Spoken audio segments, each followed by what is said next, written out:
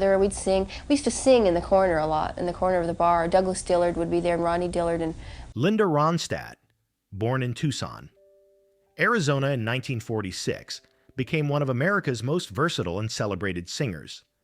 Rising to fame in the late 1960s, she conquered rock, country, pop, and even traditional Mexican music with equal mastery. Known for her emotional voice and authenticity, Ronstadt earned multiple Grammy Awards and sold millions of records worldwide. Beyond her career success, she became a cultural icon, breaking barriers for women in music and inspiring generations of artists. Though she retired from singing after being diagnosed with Parkinson's disease, her legacy remains timeless and her influence undeniable. After years of silence and diplomatic behavior, Linda Ronstadt has now revealed a list of the 7 musicians she hates the most. When Linda Ronstadt drew the line with Don Henley, for someone as gracious and collaborative as Linda Ronstadt, true enmity was rare. Yet with Don Henley, the tension became impossible to hide. In the early 1970s, Henley was just a drummer and backup vocalist in Linda's band before the Eagles took flight to stardom. Linda, generous with her stage, gave him opportunities, and for a time they shared music and camaraderie. But everything shifted in 1975, backstage at the Universal Amphitheater. There, in a heated exchange, Henley mocked her by saying she should stick to cover songs, dismissing her artistry as imitation rather than creation. For a woman who had fought to carve her own voice in a male-dominated industry, those words cut deeply. The confrontation ignited Linda's anger. She did not take kindly to belittlement, especially from someone whose career had once relied on her stage. After that night, she banned Henley from appearing in her tours, drawing a firm boundary that she would not allow disrespect in her creative circle. To Linda, the slight was more than personal. It symbolized a growing arrogance she saw in Henley as the Eagles climbed the ladder of fame. She believed he was climbing toward fame and losing his soul, trading sincerity for ambition. Linda valued authenticity, integrity, and humility, qualities she carried throughout her own career.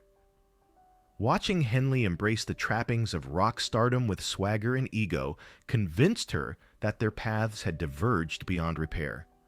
She admired talent, but she despised condescension. In Henley, she saw a reminder of everything she rejected in the music industry: opportunism, arrogance, and a willingness to step on others for success. Though history remembers both as giants of 1970s music, their personal rift stood as a quiet testament to Ronstadt's principles. She never feared confrontation when her dignity was on the line. And in the story of Don Henley, Linda Ronstadt drew a line in the sand.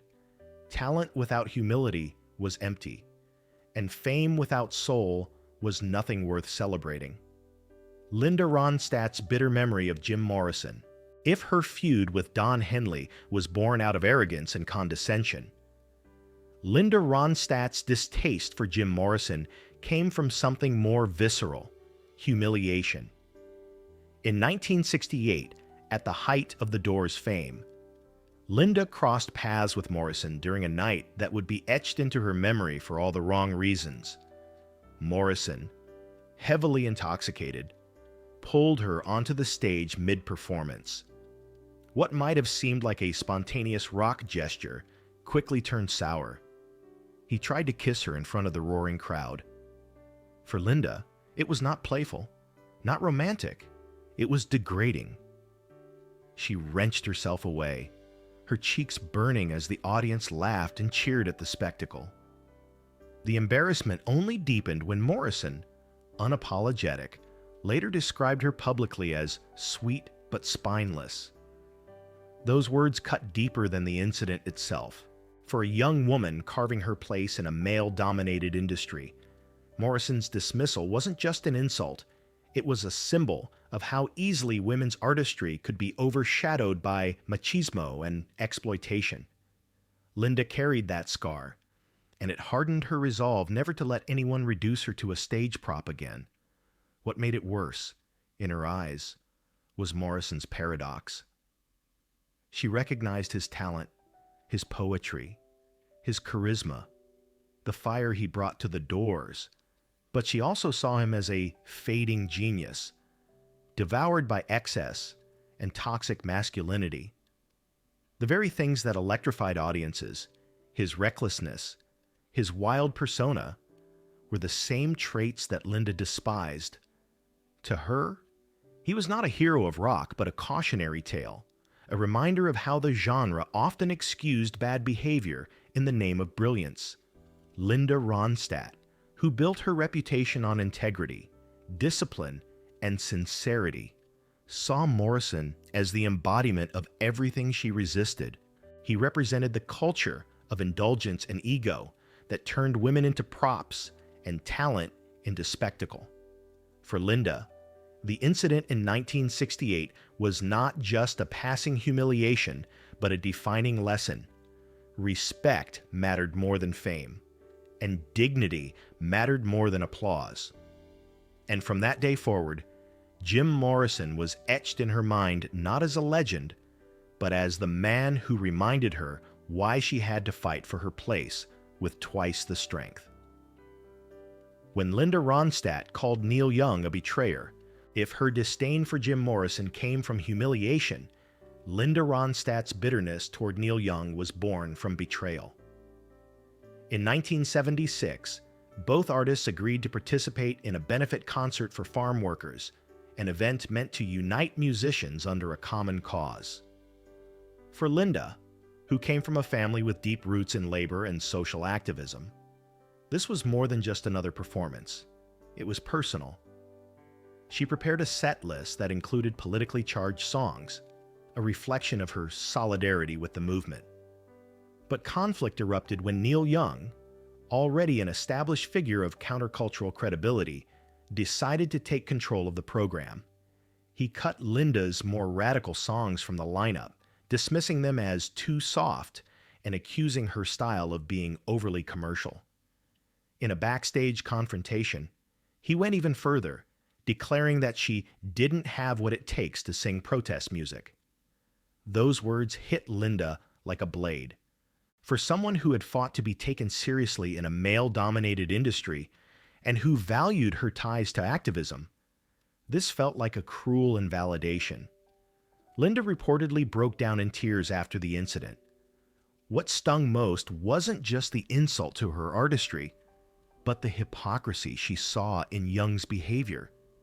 To her, he was a man who preached rebellion, but wielded power like an autocrat, silencing rather than amplifying voices that didn't align with his vision. In her eyes, his stance undermined the very spirit of the concert, which was supposed to be about solidarity, not hierarchy. Linda vowed never to share the stage with Neil Young again, feeling betrayed. Ultimately, what Ronstadt despised in Neil Young was not his music, but his arrogance. She respected conviction, but she despised the way he invalidated hers. To her, he represented a kind of elitism within the counterculture, a belief that only certain voices, certain styles, were worthy of being called protest. For Linda Ronstadt, that was the ultimate hypocrisy. And so, while both remain towering figures of their era, their paths never crossed again on stage, their rift standing as a quiet but unhealed scar in rock history. Linda and Frank Zappa, from genius to humiliation. If Linda Ronstadt's anger at Neil Young came from betrayal, her resentment toward Frank Zappa was rooted in humiliation. In 1974, when Linda was at the peak of her popularity, she approached Zappa with genuine admiration. She wanted to record one of his songs, believing that her clear, emotional voice could bring a different dimension to his eccentric compositions. For Linda, It was an act of respect, an acknowledgement of Zappa's genius and boldness in pushing musical boundaries. But inside the studio, the collaboration turned into a nightmare. Zappa, known for his sharp tongue and uncompromising standards, dismissed her performance almost instantly. He sneered that her voice was too polished, claiming it turned his music into a radio jingle. Worse still, he did not keep his criticism private. In front of his entire band, he stopped the rehearsal and ridiculed her, reducing a world-class singer to a target of mockery. For Linda, who had always taken pride in her professionalism, this was an unbearable humiliation. The sting of that day lingered. Ronstadt left the studio in tears, her admiration for Zappa shattered. Later, she would describe him as a genius but merciless, acknowledging his talent but condemning the cruelty with which he wielded it. Unlike other rivalries born of creative differences, this was deeply personal, because Linda had walked in with respect and left feeling belittled. What made it worse for her was the imbalance of power. Zappa thrived on provocation, but Linda believed there was a line between critique and cruelty. She saw in him an artist who reveled in tearing others down, even when unnecessary. For a woman constantly battling to be taken seriously in a male-dominated industry, that kind of attack was more than just unkind. It was a reminder of how quickly women could be dismissed, no matter their success. From then on, Linda carried a quiet disdain for Zappa. She never denied his brilliance, but she refused to celebrate it. In her eyes, he represented the dark side of genius, creativity fused with arrogance, intelligence sharpened into cruelty. He might have been revered as an iconoclast, but for Linda, he would always be the man who chose to humiliate rather than uplift, and that was something she could never forgive. Ronstadt and Crosby's bitter rift. If Frank Zappa humiliated Linda Ronstadt in the studio, her falling out with David Crosby was born from broken friendship and public betrayal. In the early 1970s, Ronstadt and Crosby moved within the same Laurel Canyon Circle, a community of musicians who jammed, collaborated, and supported one another. They were friends, sharing stages and ideas, until 1978, when one recording session tore their bond apart. During that session, tensions flared over something seemingly simple, the key of a song. Crosby refused to adjust the arrangement to accommodate Linda's range, insisting she adapt to his choice instead. For Ronstadt, who had always been meticulous about phrasing and pitch, this was more than a technical dispute. It was disrespect. Their argument grew heated, spilling into shouts that startled even the seasoned studio musicians around them. The fight didn't remain private. Soon, word of their clash spread, appearing in music columns and fueling gossip about a rift between two of the era's most recognizable voices. But Crosby escalated it further. In an interview with Rolling Stone, he openly mocked Linda, claiming her career had been manufactured by the record label, dismissing her talent as the product of marketing rather than artistry. For Ronstadt, who had fought fiercely to shape her sound and choose her material, this was not just unkind, it was an unforgivable betrayal.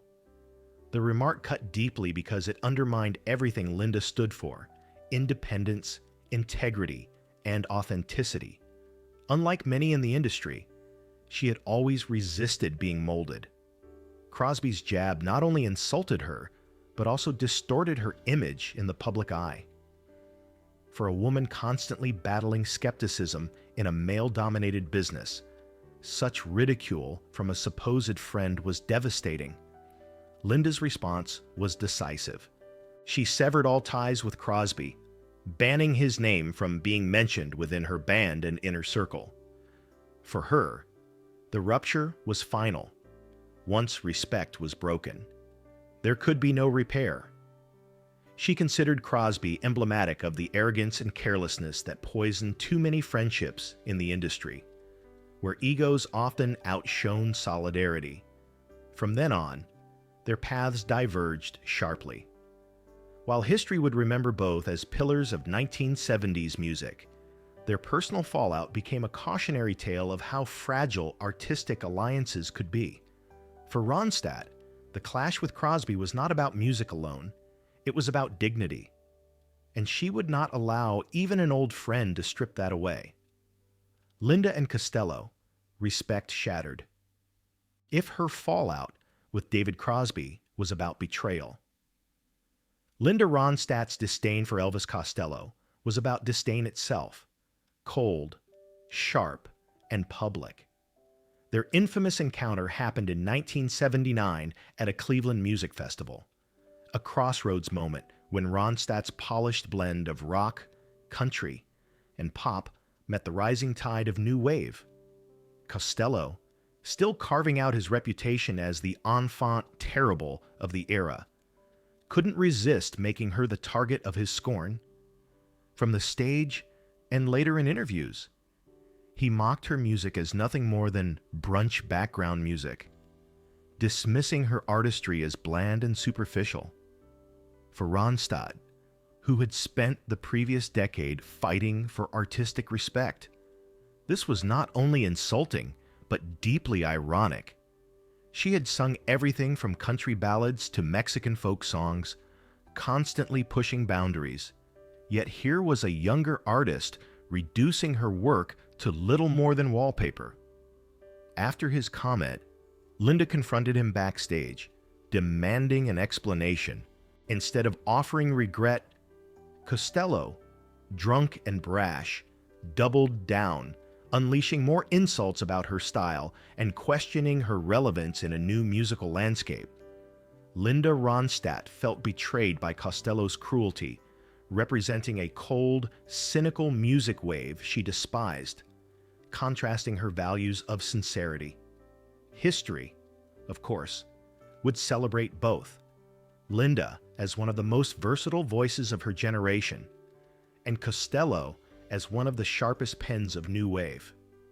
But for Ronstadt, that night in Cleveland was defining. It crystallized her view that not all genius was noble, and not all innovation was kind. Some artists, she believed, advanced their reputations by stepping on others. And in Elvis Costello, she saw exactly that, a man whose talent was undeniable, but whose cruelty she would never forget.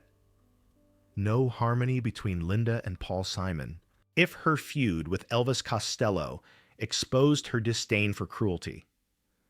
Linda Ronstadt's clash with Paul Simon revealed her refusal to be patronized. In 1982, at the height of both their careers, the two icons attempted to collaborate on a duet. On paper, it seemed like a perfect match. Simon, the meticulous craftsman with lyrical genius, and Ronstadt, the soaring voice capable of blending rock, pop, and country with ease. But what unfolded in the studio was not harmony. It was tension. From the start, Simon imposed himself on the project with an almost authoritarian presence.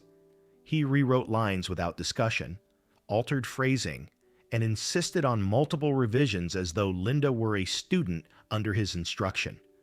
Ronstadt, known for her professionalism and independence, bristled at the treatment.